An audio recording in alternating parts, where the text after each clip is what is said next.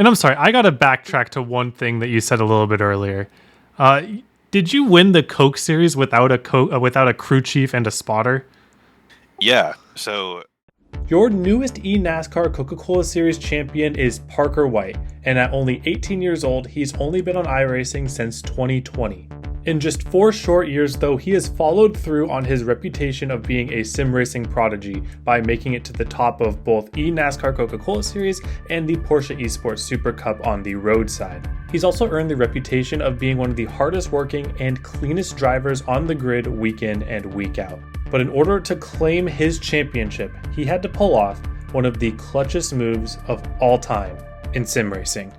And here comes Parker White. Does he make it 4 wide as they come to the line? 3 wide, 1 lap to go. Here comes Parker White to make it 4. 4 wide for the race lead and 3 wide for the championship. Wilson throws it in. He'll wash up the hill though. Steven Wilson overdrives in 1 and 2. Parker White has gone to the race lead down the back straightaway. Bobby Zelensky, old tires, one last opportunity. There's contact in turn 3. Parker White goes up the hill. Parker White is into the outside wall. Zelensky spins behind, and Parker White is a first-time eNASCAR World Champion in 2024.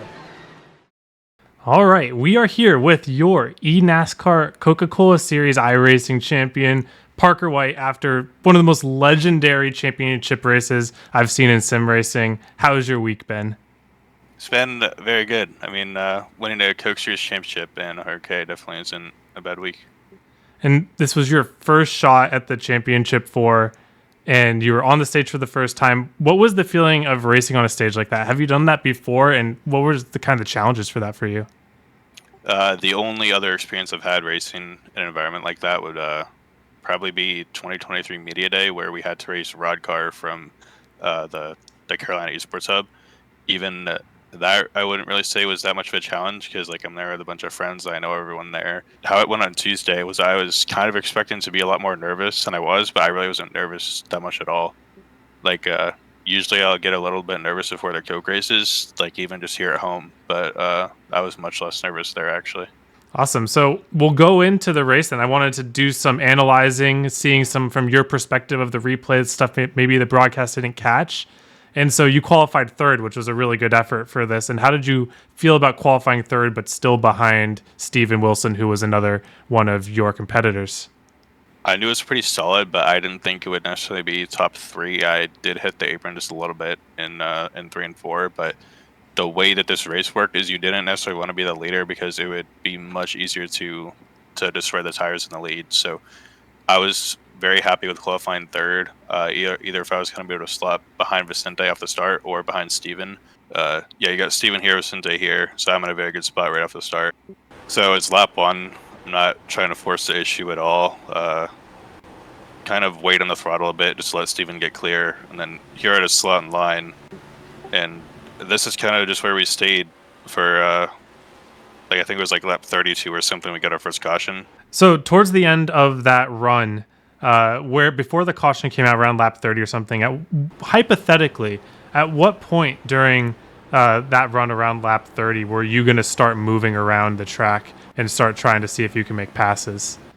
At this point in the run, I'm still just riding in line. I'm not going to be searching around much. My mindset here is to stay behind Steven and Vicente as long as I can until at least green flag pit stops. So I would say probably 35, somewhere around there, you would be good to take the lead and you wouldn't necessarily be at a disadvantage. So I would have probably tried to go around 40, and that would have given me about 10 laps to try to make any moves before I was going to pit.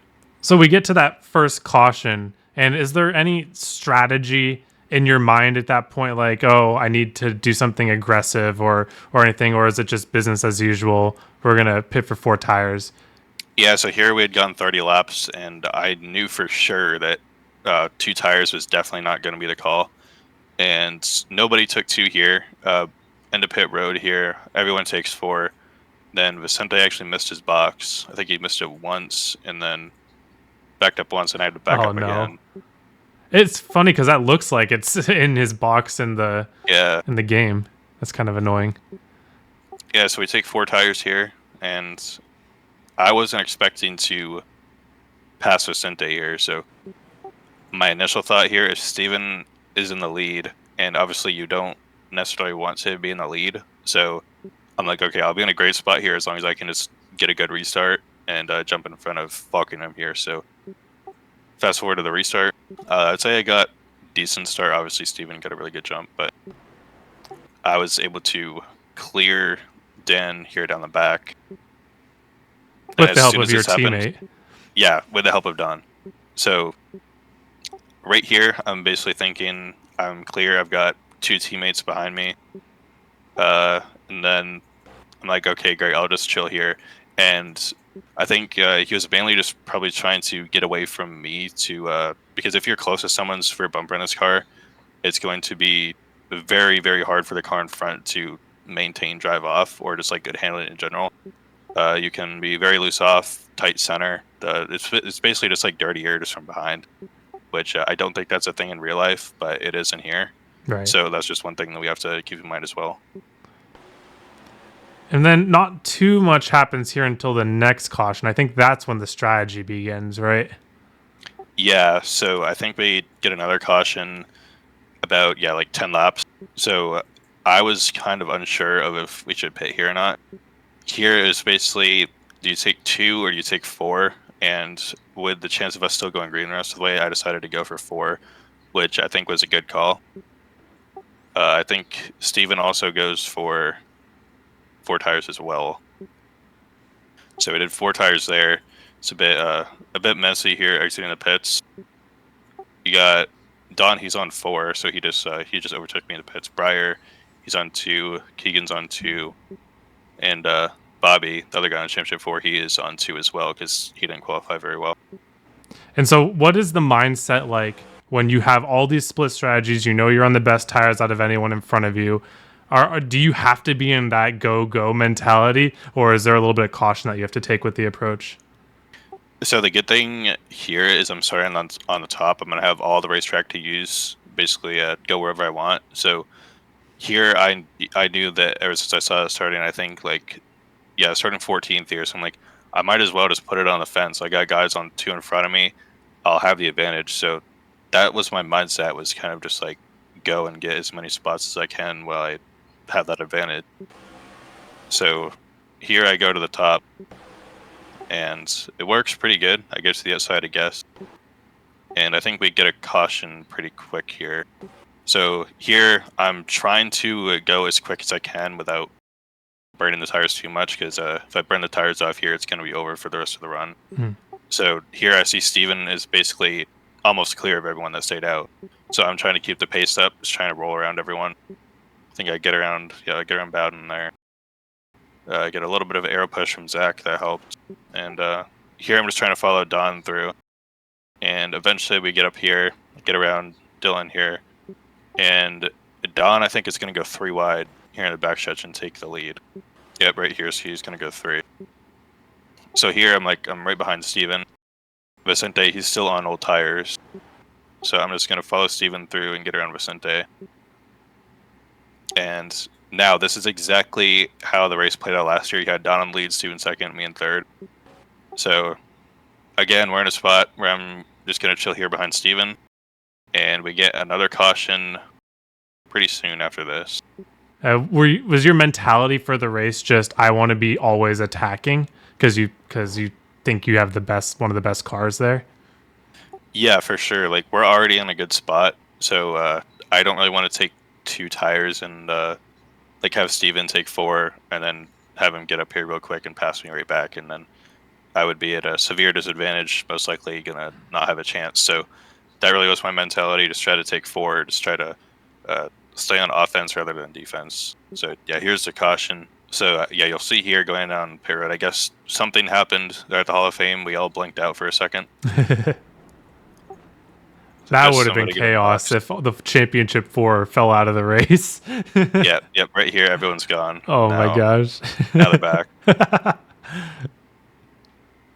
If that would have happened, say here right before I go in the box, I think there's a very high chance I would have just slid my stall because I'm am I lagging out of the server? Yeah. Yeah, get in the stall nice and easy. and I go for 4, and then Bobby right here. I think this is that's Bobby has a year or so ago. Yeah, so he goes for 2 tires again, and there were a lot of drivers that took 2 here. So with 24 laps to go now, we're probably going to be going green with like 22 or something to go. So right here, as we're coming to this restart, Steven's in 9th, I'm in 10th, and I'm really liking the spot I'm in because I don't know if Steven's going to get caught on the bottom behind all the guys on 2. Just like the last restart, I go to the top, I get to lose outside, and this was the first close call. So Luza gets a bump from Seth there, and it gets crashed. Oh, so wow. I saw this happen in my mirror. Yeah. And I didn't really want to see this because I knew we needed green flag laps to pass everyone on 2. Right. So they're all working back there. And I do remember from our, we do mock races every Monday night. And 2 tires were pretty bad for the first lap, but then once you got heat in them, they were pretty good after that. So next restart here, I have to go to the middle here because Vicente took my line away. So here I'm just like, okay, I'll go with Vicente. Now that I'm clear, I'll go with Steven. Steven's on 4. I know I can follow him through. And we make some really good progress here. I push Steven again here. Get around Vicente. Yep, I get around Vicente here. Just trying to find the line where there's not someone on 2.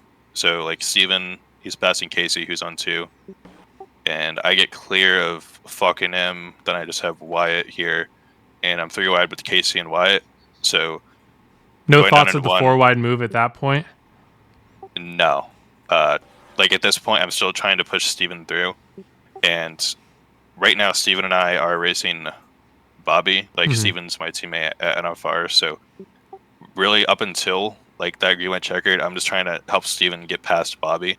Because at this point, Bobby is on 2. And I knew that we had been in the lead before this. So I wanted at least one of us to get a win. 3 of us in the final 4 from, or the championship 4 from NFR. So now here I was about to pass Bobby. And of course, we get another caution.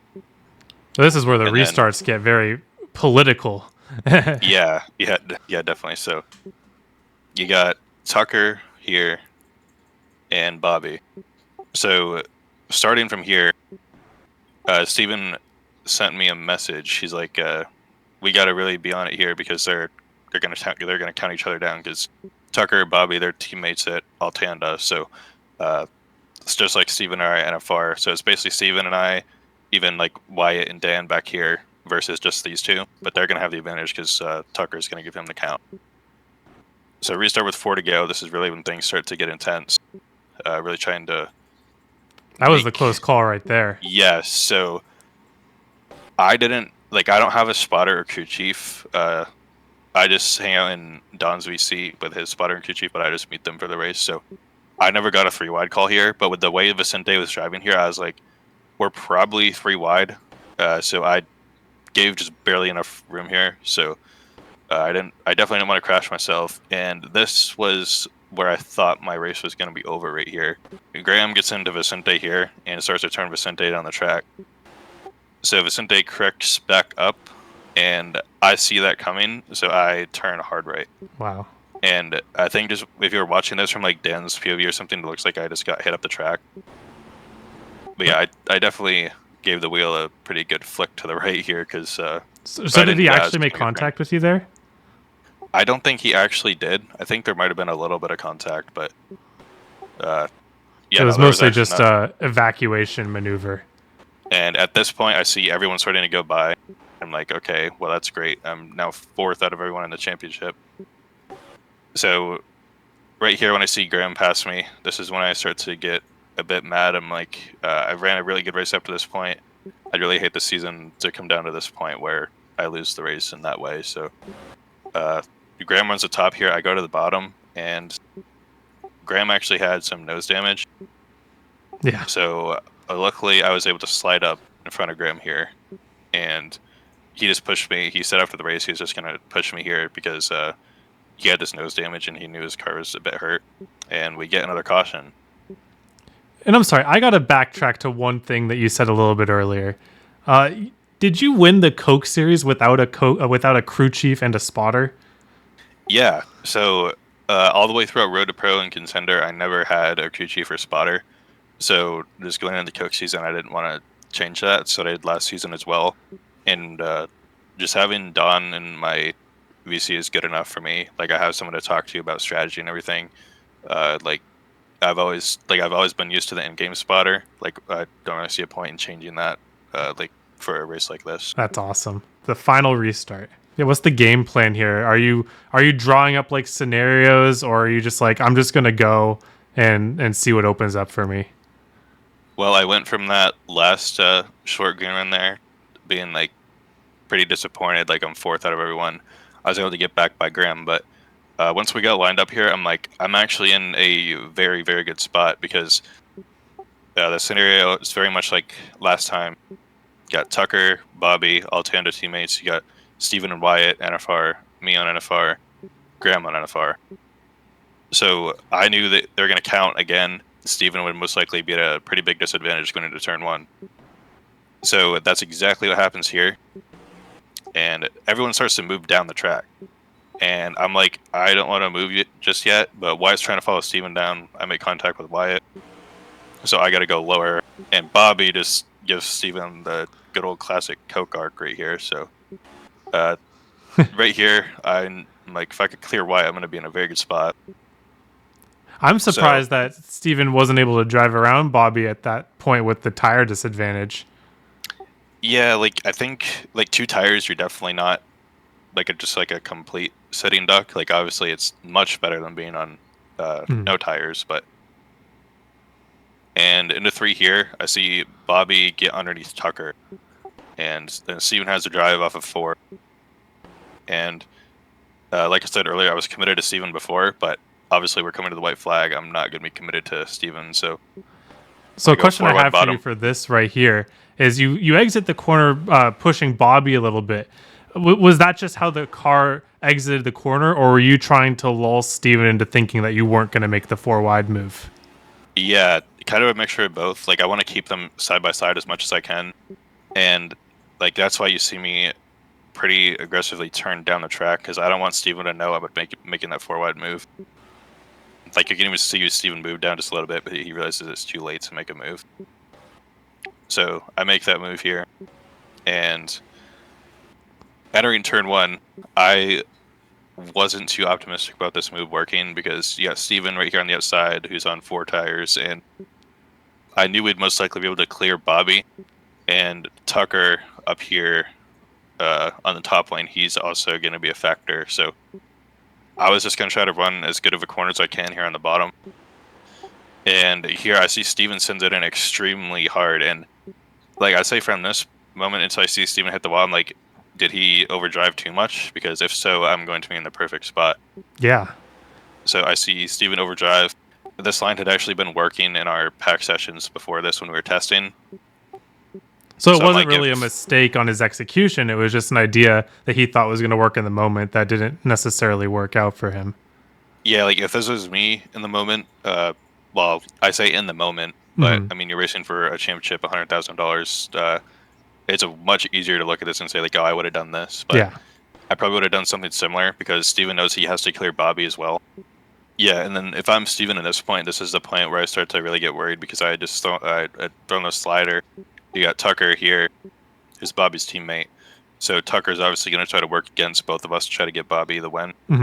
Steven has to really park it here in the center, much more than you would if you would try to... If he hit the line here, I think he would have been much better off. Here would have been interesting if Tucker did not hit Steven. Yeah. And Bobby almost got cleaned out right there as well. But I'm not quite sure if Steven would have actually had their run down the back or if they would have just got caught side by side. Right. Now, I was mainly just worried about Steven this entire time. Yeah. Like, I had never really thought of Bobby as being, like, that big of a factor because he's on 2, and I had seen how I had rolled around everyone else who was on 2. So going on the back, I'm like, I'm in the lead out of everyone. I wasn't really sure what to think. I just knew I had to hit 3 and 4. And so what's the idea going into 3 and 4 here? Well, like you're obviously going to run this scenario through your head like before the race, or really just any race you do in general. And I've always thought like I'm just going to send it in super hard because I know the guy behind is as well. So that's kind of what I do here. I'm still trying to make the corner, not trying to like send it in so hard and just wall ride.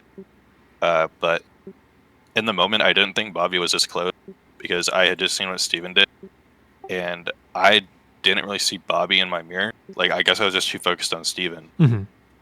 Here I look in my mirror, I see Bobby, and I'm like, if I send it in hard enough, I don't think he will have a very good shot at it. But I mean, if I'm Bobby in this scenario, I'm not going to lift until I hit the car in front. So that's what also like over exaggerates how hard he sent it in. Yeah. Because you can see here, I lift off the throttle, I get on the brake, and I get on the throttle again. Like, I'm just trying to get the car rotation. I know I can't overdrive it to the point where I completely miss the bottom because that's going to give him an opportunity to just get under me. That's going to make me get aero tight, wash up the track, and then he's going to be in a very good spot. So I'm driving down the track, still gassing up all the way until he gets to me.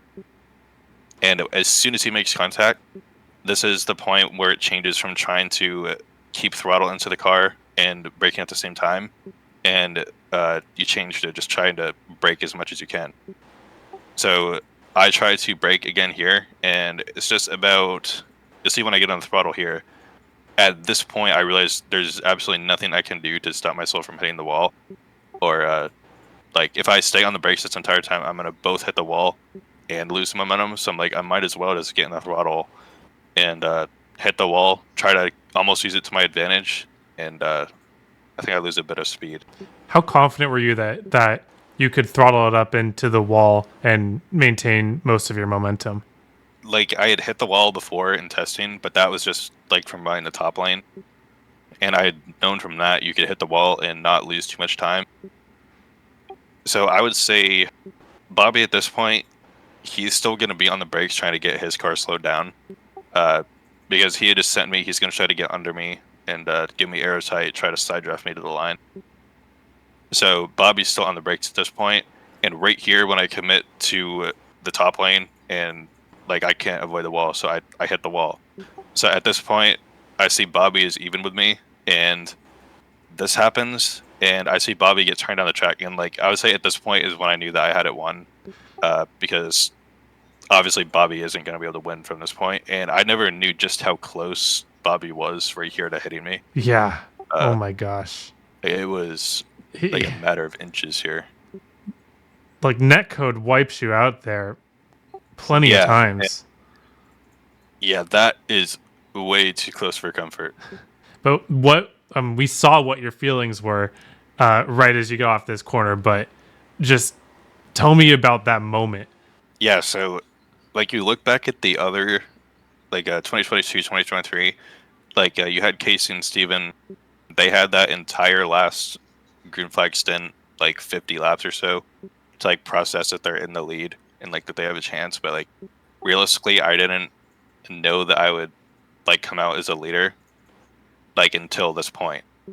So I'm like, I've actually won the race. Like I didn't know I was gonna do this until that moment that Bobby had overcorrected. So it's like all the emotions at once I would have felt, like say in like Casey or Steven's position, like they all just came in at once. So like, yeah, that's why I would say that I showed the most emotion out of everyone. And you led one lap, correct? Yes, this was my only lap led this entire race. I think I just remember saying like, I guess it doesn't really like feel real to win this. Like crossing the line as a champion, winning 100K, and like it was my first time being there, and everyone else had been there. Like it all just didn't feel real. So like I couldn't really like process the moment if I was actually gonna feel until like a day or two after. Yeah, I really just went over in my interview how surreal it felt to actually win the championship, and just how the whole race went in general. And I remember saying like how I thought I was out of it with like on that second to last restart where I got shuffled out of line, and like it came to me that on that final restart that I was going to be in a very good spot when I was restarting fifth. So like that was basically it. And then just thanking everyone like at NFR, like Donovan, Jarrett, everyone that works on setups and puts in all the hard work. Yeah, I appreciate you for giving us the inside look for this amazing race, deserving champion. I appreciate you in your time. This is awesome. And good luck on next season. I know it's kind of sacrilege to talk about next season already, but I bet we're going to see you back just as competitive as ever. Yep, I hope so. Definitely going into next season as the defending champion is gonna feel very nice, and like having the trophy like right here somewhere. It'll definitely be here in the camera shot. But just thinking back on this season, it was very good and just carrying a lot of momentum into next year. So it should be pretty fun. Awesome. Well, thanks a lot, and we'll see you on the track.